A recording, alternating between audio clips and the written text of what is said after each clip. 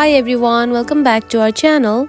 In today's video, I'm going to show you how to change the transparency in the Pixlr app. If you don't know how to change the transparency of the layer photo, this tutorial is for you. So let's dive right in. First of all, find the Pixlr app on your home screen. Now open it. Then choose one photo that you want to edit.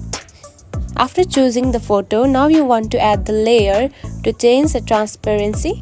Now tap on to Tools bar right here.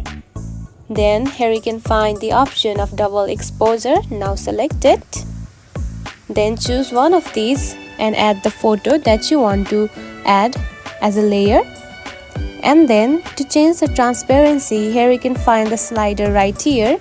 Now simply slide it to your left, just like this. You can adjust the transparency by sliding it however you like to add it. Now you can see the transparency has been changed. And that's it. This is how you can change the transparency in the Pixlr app.